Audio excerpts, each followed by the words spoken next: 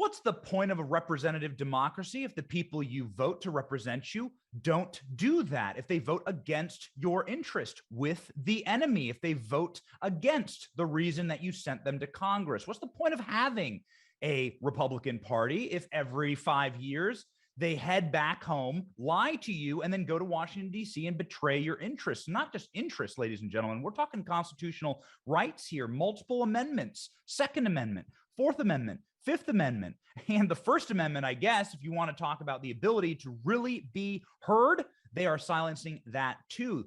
14 Republican senators voted for red flag laws, gun confiscation in the Senate. They voted to advance against the interest of their own electorate, against the interests of the Republican base. We have searched far and wide and cannot, in our show, which does a ton of research day and night, we are always online. We are always looking at polls. We cannot find a single poll where Republicans are in favor of gun control. We can't find a single data point that says that Republican voters, especially in red states, but in any state actually, is in favor of red flag laws. And the reason why is because we know that red flag laws will be utilized, like everything else the left gets their hands on, to weaponize against conservatives. They will.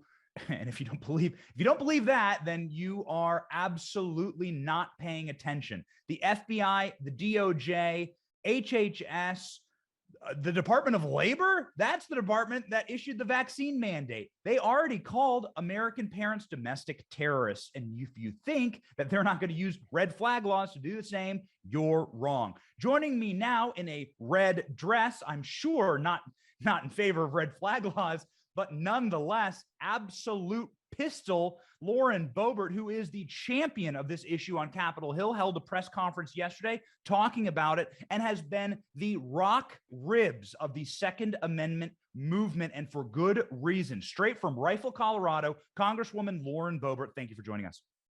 Benny, it's so great to be on with you today. I'm really sorry that we're talking about this subject, though. I'm sorry that we're talking about a bunch of turncoats or redcoats with red flag laws. It's really frustrating that Republicans say one thing on the campaign trail and then get up here and do something completely different. That's exactly why I'm here. I was pissed off that Republicans were doing that. With the Democrats, we know what their agenda is. They tell us exactly what they want to do, and then they execute on that. Republicans, however, are just fine with telling the people one story and then making excuses up here and siding with Democrats. So you're right. It would be better to be stabbed in the face than stabbed in the back. I almost prefer Democrats because they tell me what they want to do to our children. They tell me they are not even hiding the ball. There is no hiding the ball. They want to groom your children. They want to take your guns. They want to nationalize your health care. They want vaccine mandates to work.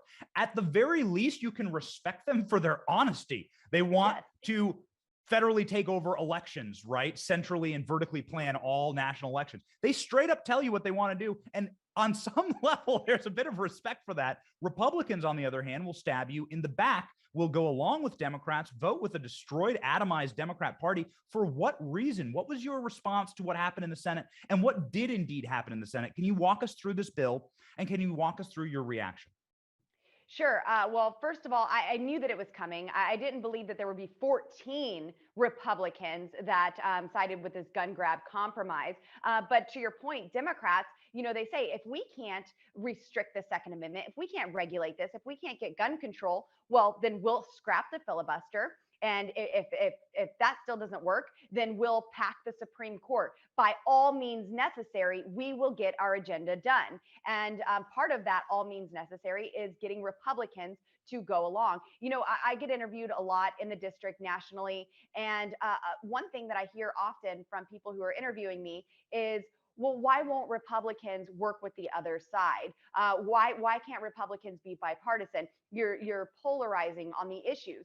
No, I'm principled on the issues. I'm not polarizing. This is what I promised my voters that I would stand strong for, and I am not compromising on those promises. And it's never the other way around. We never hear, oh, Democrats, why don't you just vote with the Republicans and help them out a little bit? They wouldn't even do that when it came to federalizing, nationalizing full-term abortions. Not one Democrat in the House would vote for life. But when this bill came forward, it was a complete sellout to the Republican Party platform, to the voters all across America who are doing everything they can right now to have a sweeping election. So I'm here in Washington, D.C., and that alarm is telling me that Nancy Pelosi is wanting to do something. So we'll just ignore that. She'll keep chiming in from time to time. She wants to be a part of this interview. Maybe she needs to fund a bailout for her husband. Maybe he's in the drunk tank again. No one knows. No one's sure. No one knows. We did get the mugshot finally, though. Gosh, that was hard to track down.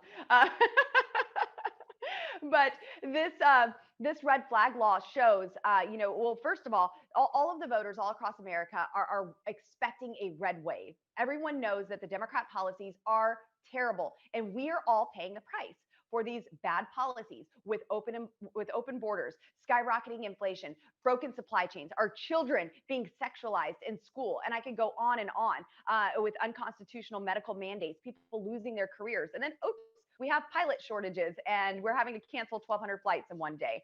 But never mind that. But the only way Republicans can lose the midterm is if they start acting like Democrats. And that's exactly what we are seeing in the Senate. This bill, it actually is extortion. It's bribery to the states. Congress doesn't want to pass this legislation.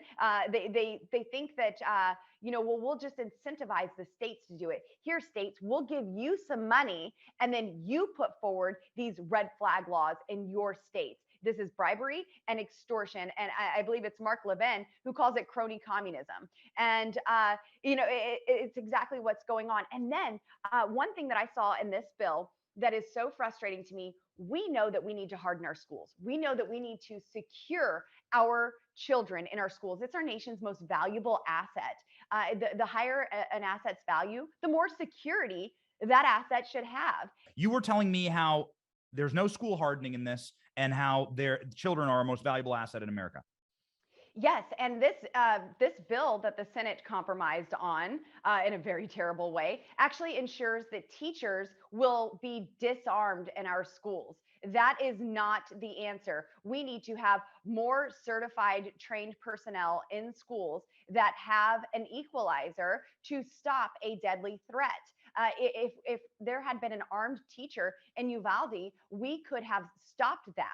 That situation could have been neutralized far sooner than it was. We had police officers that were in the building, absolutely a failure on our part, an absolute failure.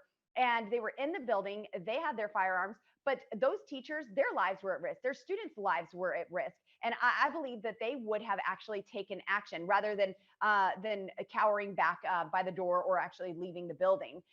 So this is something that we need. In Colorado, it's actually up to the school districts if a teacher can carry a firearm. So we have something called Faster Colorado, and that's an organization that trains and certifies teachers to carry in our schools. So some of our schools actually have armed staff, which is amazing. It's much safer, much more effective than having our children cower behind a plywood desk. This is something that we need. And then, of course, I'm on a bill with Congressman Thomas Massie from Kentucky. He is the co-chair of the Second Amendment Caucus with me. And this bill would end federal gun-free zones in our schools. And what the Senate did does not help move that agenda along. We know, Benny, that gun-free zones are deadly. Mm-hmm, mm-hmm. You're from Colorado. Columbine happened 20 years ago, and it seems like the lessons weren't learned in Uvalde. Right. Unfortunately, Colorado has seen much more than its fair share of these horrible tragedies. And Columbine being the first. I lived in Aurora when that happened. It was a very tragic event, but there was not anything in place to actually stop evil people. And it certainly wouldn't help if there were more. If there was more legislation layered on. Those guys did not care about laws. They did not go and check the books and see what they were allowed to do before they committed that horrible crime. But then we also saw things like the Aurora Theater and this crazy man who went there and shot people. And there's a rumor there was a man there with his girlfriend or fiance, and he wanted to carry to the theater that night. He had his concealed carry permit, and she said, "I would rather you didn't." And he didn't, and she was shot and killed that night. and he didn't have a way to stop that guy. So we know that a firearm is an equalizer, and it's a way to neutralize the threat. The FBI website, I read at one point that the average mass shooting kills 13 people. These are in gun-free zones. Now, where there is an armed citizen who is legally able to carry their firearm and someone attempts a mass shooting, that average number of 13 deaths drops down to 2: the first victim and the shooter, because there is an armed citizen present to neutralize the threat. In Colorado, we just keep layering on more and more legislation to restrict law-abiding citizens and what they are allowed to do to protect themselves and the people around them and our communities. Look at what the Democrats are doing with defunding our police, wide open southern borders. We don't know who's coming through the southern border, and these 3 million people who've entered our country. And Americans need a way to protect themselves. And I believe a lot of people are starting to recognize that. We have record numbers of gun sales and concealed carry weapons permits being issued under this one party Democrat rule. So you are saying that this bill in the Senate, getting back to this bill in the Senate that I believe they're going to vote on tonight, and there's no indication that they won't get the 60 that they need to move this bill. You're saying that this disarms teachers. Can you unpack that? Yes. So in this legislation, there are actually provisions that that do not allow. There are caveats that say the teachers are not allowed to be armed in schools. Because our schools are already federally gun-free zones, but some states have loopholes to where the school districts can make a decision, and this bill prohibits that, among much other things. Now there's a lot of funding for FBI. For the FBI, $100 million for the FBI. I don't know about you, Benny, but I don't really trust the FBI. I don't really want the FBI to have $100 million more to do God knows what with. They're already calling moms and dads domestic terrorists, and I believe these red flag laws will absolutely be weaponized, and the FBI will have more resources to do just that. Yeah, I mean, can somebody explain to me what shooting the FBI stopped? It seems like every mass shooter has been on the FBI's target list, yet they haven't stopped it in Parkland. Correct. They didn't stop it in Vegas. They haven't stopped it time and time again in the Pulse nightclub.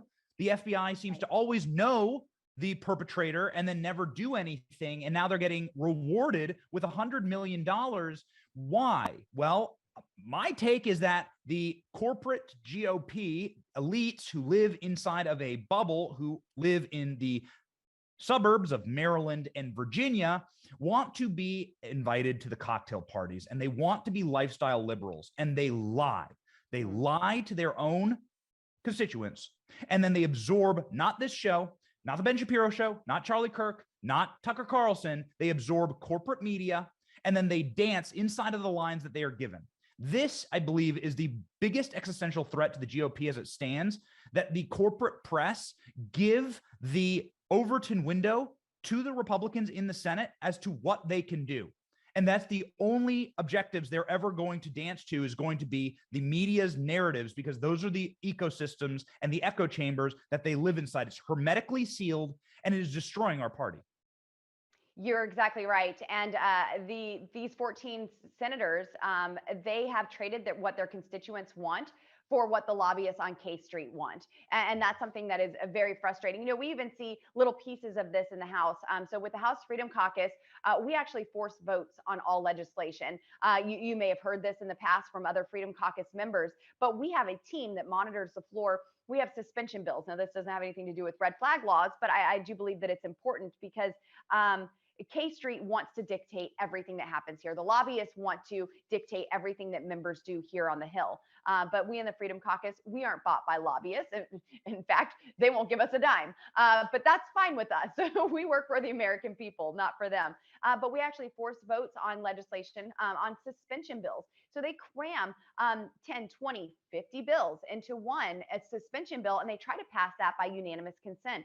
1 week, our suspension bills, they spent $350 million. And the House did not want any members to vote on this legislation. They wanted to pass it by unanimous consent, just send it over to the Senate.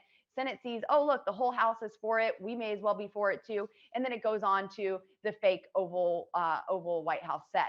And we force this legislation. We object to the unanimous consent to force a vote. And when we do that, sometimes we're here till, oh goodness, wait for it, 9 p.m., 10 p.m. And members of Congress are mad. They're mad that we have to be here working. And I don't know, call me crazy, but I think it would be best for our constituents back home if legislators actually legislated during their time in Washington, D.C., instead of being bribed by lobbyists on K Street at their fancy steak dinners. I would rather eat steak in Colorado. So I am absolutely fine with just being here and doing the job that I was sent to do. But many members aren't. And that's exactly what we're seeing here. This is a product of that in the Senate. They have these steak dinners that they've been to. They've been bribed. They've been shown this life that it could be really nice for them up here in Washington, D.C., if they just do as they're told. And now we're seeing the worst compromise, I believe, in the history of Congress. Yeah, it does boggle the mind. So I'm from Iowa, and Joni Ernst voted for this. Now, I am telling you, I mean, I can look at national polls. You can't show me a single data point that says that Republicans are for red flag laws or gun conversation. Nothing. I mean, of course, they're the absolute opposite. But I will tell you, as an Iowan, as somebody who grew up in Iowa, and still the vast majority of my family and friends are in Iowa, the people that I grew up with, they love their firearms. Their firearms are a way of life. This is how you train your kids up. You take them hunting. This is a lifestyle for Iowans. And I cannot conceive of, other than banning corn and pigs, I can't conceive of something more insulting and odious to the people of Iowa than to have somebody sign on to red flag laws. Yet here's Joni Ernst trotting around with her Ukraine pin on and with voting for this. And it really just I mean, again, even worse, I think probably worse, is West Virginia, Shelley Moore Caputo, who is like in West Virginia. I mean, at least Biden won a county in Iowa. There's 99 counties in Iowa. I think Biden won one. And Shelley Moore Caputo voting in a state that went 80 points for Donald Trump. Can you explain perhaps to our viewers who are shocked by this, like what is the hypnosis that these senators come under that disconnects them from reality? What kind of coma are they in when they get to Capitol Hill? It's a $5,000 check coma. So these PACs and lobbyists will write them a check, and they are bought by them. And then, of course, they're afraid of attack ads. They're afraid of not seeming compassionate instead of actually being principled. Now, Benny, I'm not afraid of attack ads. I actually arrived in Washington, D.C. on attack ads. So I'm not afraid of another one. I can handle it. I have tough skin and a tender heart. I care about people and I know what's right. And but it's interesting that you mentioned the Ukraine pin, because this is something that we see so much of here. We see flags in the pockets and flags on the cars and pins on the blazers. And I think some of them are starting to believe that they swore an oath to the Ukraine Constitution and not the United States Constitution. I swore an oath to the United States Constitution, and America is what I am putting first. And it was just a couple of months ago that even Democrats were shouting from the halls of Congress that we need to arm Ukrainians. They need rifles. They need long guns so they can fend off the enemy. Well, we have wide open borders, the cartel coming through. I think Biden is an honorary member of the cartel. We have China shipping in fentanyl, which I've introduced legislation to designate as a weapon of mass destruction because it's killing our children in our communities. It's the number one killer of 18 to 45-year-olds. And then, of course, the defund the police, removing qualified immunity away from our police officers in some states. And they want to do that on a national level, opening our law enforcement officers up to litigation. So they'll be personally liable for serving and protecting their communities. And, all the while, they want to disarm American citizens. But it's okay for Ukraine to have guns. It's okay to have wide open borders. It's okay for the cartel to do whatever the heck they want with their guns at the southern border. But you and I and the people that I represent, the people that watch your show and love you and follow you, they aren't allowed to protect their family with a firearm. You got, guns for Ukraine, and we'll pay for them. And we have no idea where they're going. Guns for Ukraine and unlimited guns for Ukraine, billions of dollars, $44 billion of guns for Ukraine. And then you, tax-paying, law-abiding American citizen, not only has to pay an egregious amount of tax on your guns that go to pay for free guns, you also will get your guns taken from you by the FBI that we just funded to do so. This is truly shocking, and you did arrive in Congress on this issue. I think that we should remind our viewers that This is the moment when you went viral, when you went after Beto O'Rourke. Beto was campaigning and you told him off to his face. We had to play this clip, Lauren. Let's go back into the history books and see this beautiful moment, Lauren Boebert versus Beto O'Rourke. Hello, thank you so much for taking my question. My name is Lauren, and I drove down here from Rifle, Colorado to speak with you today. I was one of the gun-owning Americans that heard your speech and heard what you had to say regarding hell yes, we're going to take your AR-15s and your AR. And Let's be respectful. Let's be respectful. Well, I am here to say hell no, you're not.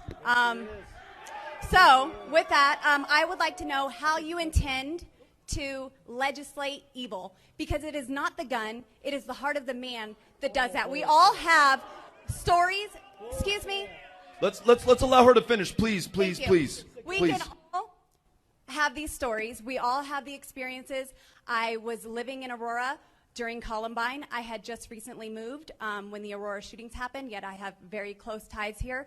Yet all of those people were there defenseless. They had no way to defend themselves against a crazed shooter. So I want to know how you intend to legislate the hearts of men and leave American citizens like myself, American mothers. I have 4 children. I'm 5'0", 100 pounds. Cannot really defend myself with a fist. It's okay. Please let's allow her to finish. I don't have my AR-15 today. I have my Glock. Well, you shouldn't have it. Don't worry, sir. I have your back.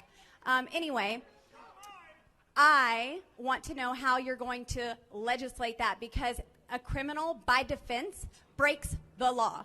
So all you're going to do is restrict law-abiding citizens like myself. We all know that you, sir, have a criminal history, and I understand that burglars do not like armed defense. It's okay. Yes, sir.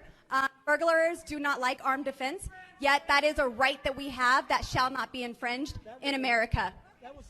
Okay, I really appreciate the question. And the presumption, and this, can you get the microphone on a different channel because it keeps cutting out?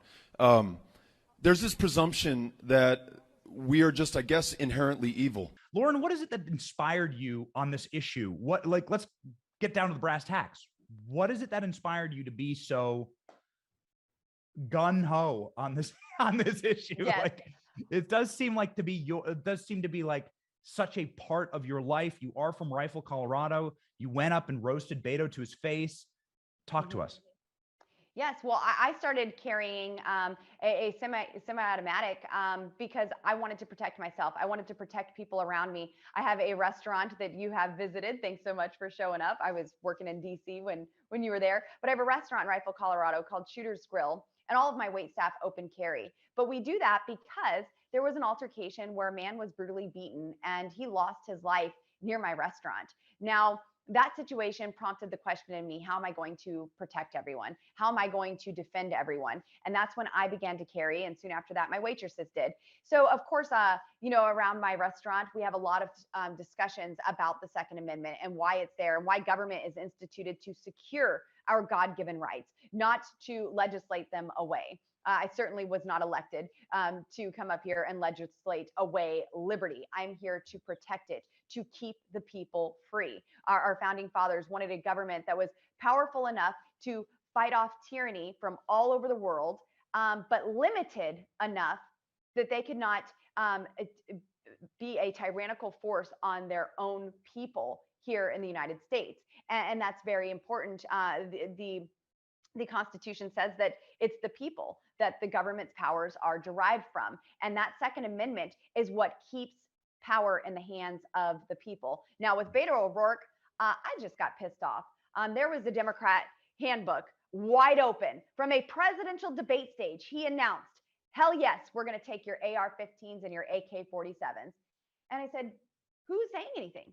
Who is doing anything about this? He just said exactly what they want to do.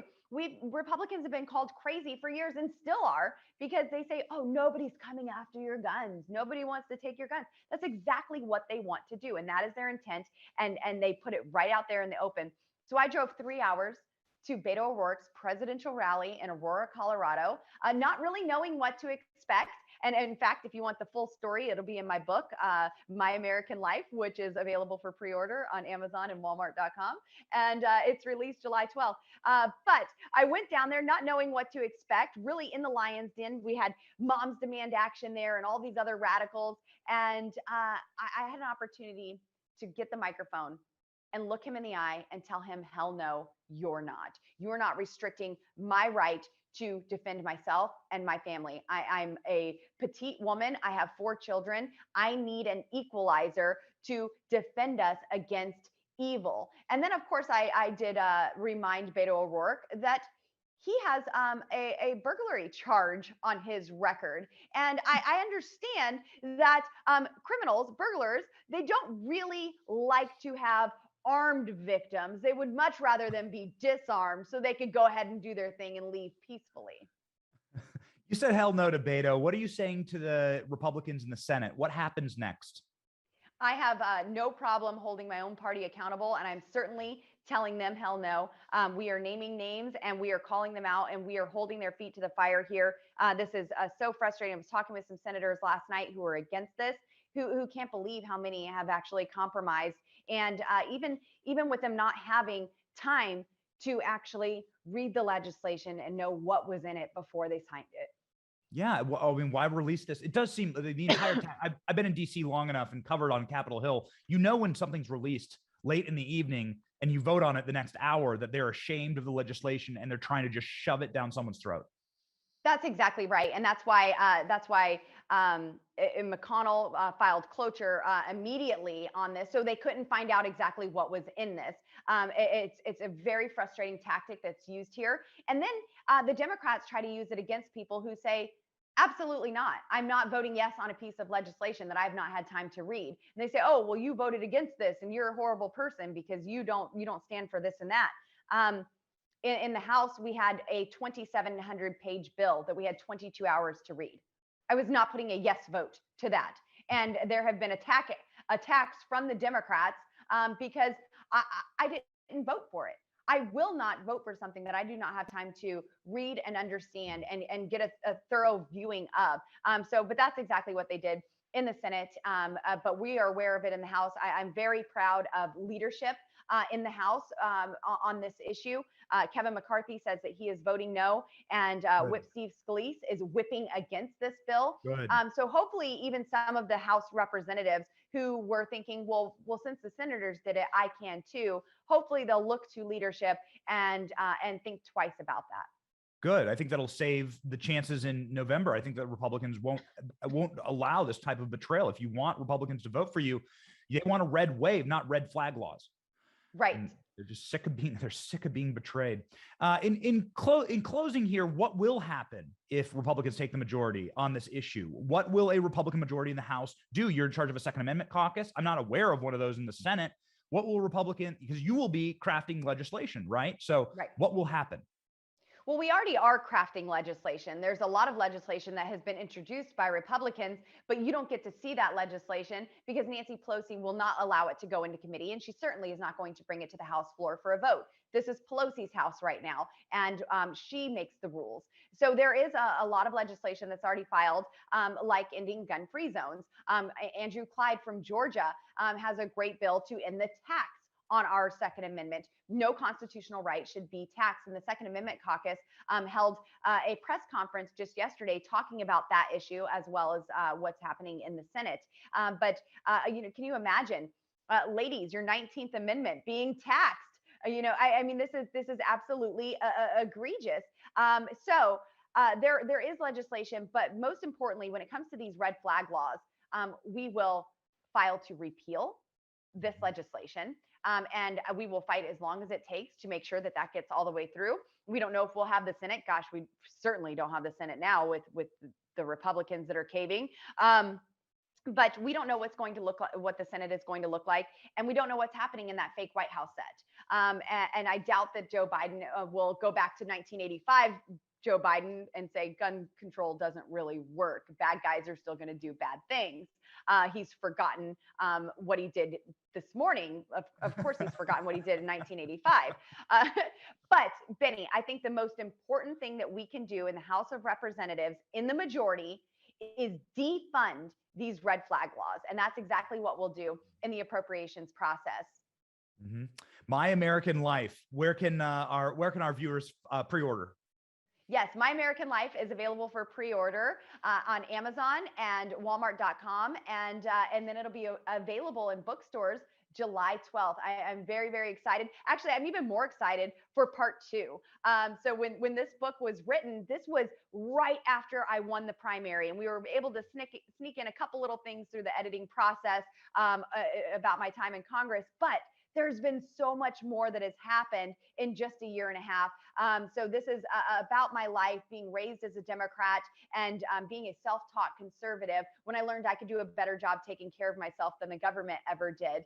And so if you really want to know about my life, get my book, My American Life, pre-order it on Amazon or Walmart.com, rather than just reading fake news headlines. I'll tell you the real story about my life. And, you know, I learned that when times get tough, you have to get tougher. Yeah.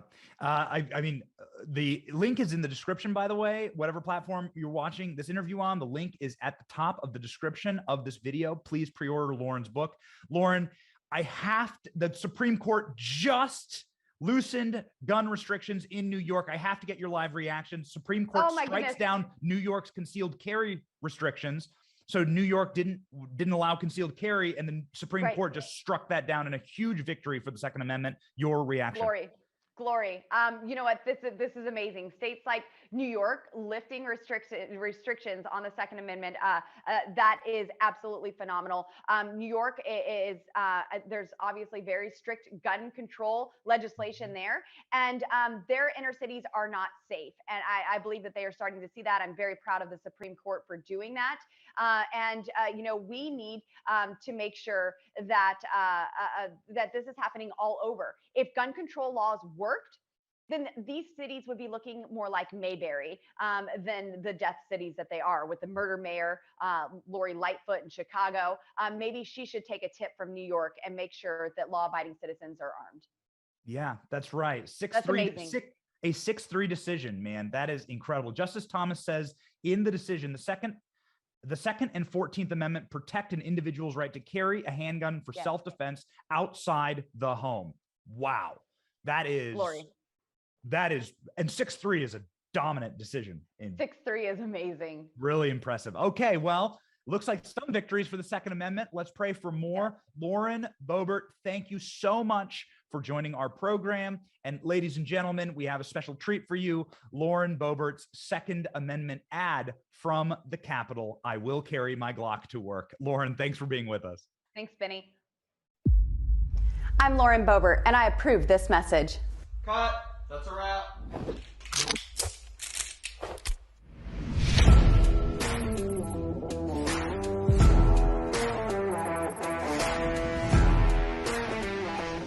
Hi, I'm Lauren. I'm a newly elected Congresswoman from Colorado. Even though I now work in one of the most liberal cities in America, I refuse to give up my rights, especially my Second Amendment rights.